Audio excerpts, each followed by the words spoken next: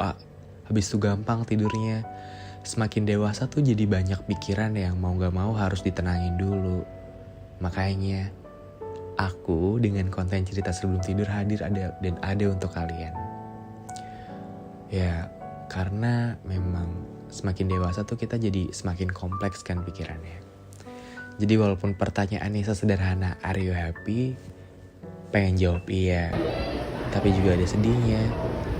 Pengen jawab enggak, cuma perasaan gak sedih-sedih banget. Anyway, kalau misalkan dari tadi ada motor lewat nih, gue gak tahu ya, ini gue udah rekaman jam 1 pagi loh.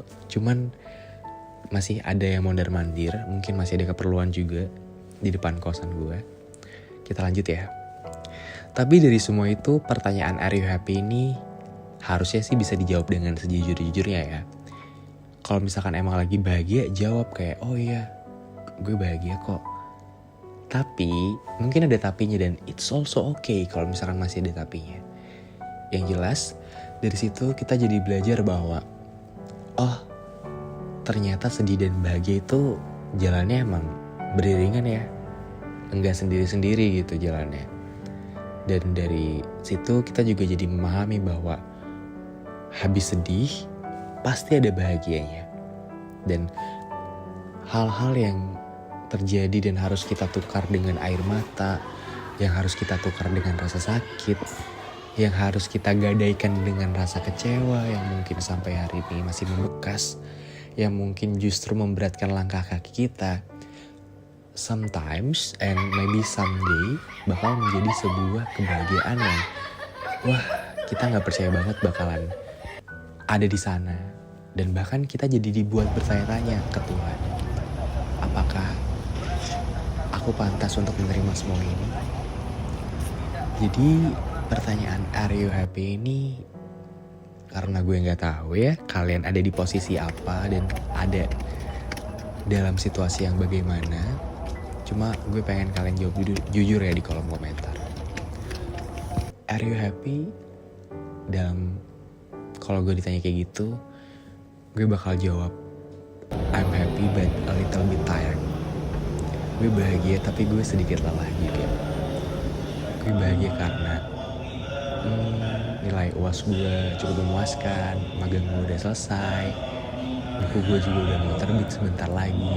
Bahkan ketika gue recording ini, gue ditemenin sama seluruh tim gue yang baik-baik ini. Jadi gimana? Apa kamu bahagia? Kalau misalkan belum, gak apa-apa banget kok. Bukan berarti jawaban gak bahagia itu adalah jawaban yang seram atau jawaban yang harus dihindari. Justru adalah bisa mengakui bahwa lo lagi gak bahagia adalah hal yang patut disyukuri. Karena gak semua orang bisa kayak gitu. Dan gue harap semua pendengar gue di sini adalah orang-orang yang bisa jujur dengan dirinya sendiri. Karena emang apa sih perasaan yang paling melegakan selain bisa memenangkan diri sendiri dengan perasaan jujur dan bebas dari belenggu-belenggu orang lain? Iya gak? Udah dulu kali ya. Jam tidur sebentar lagi datang.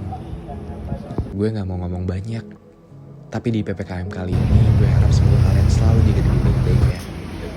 Karena gue pengen banget ketemu sama kalian lagi. Kalau kalian rindu dengan suara ini atau rindu dengan pembahasan yang gue bawakan, kalian bisa main-main ke podcast Kita dan Waktu. Karena di sana gue cerita 2 kali lebih sering daripada di sini, yaitu di hari Selasa dan Sabtu.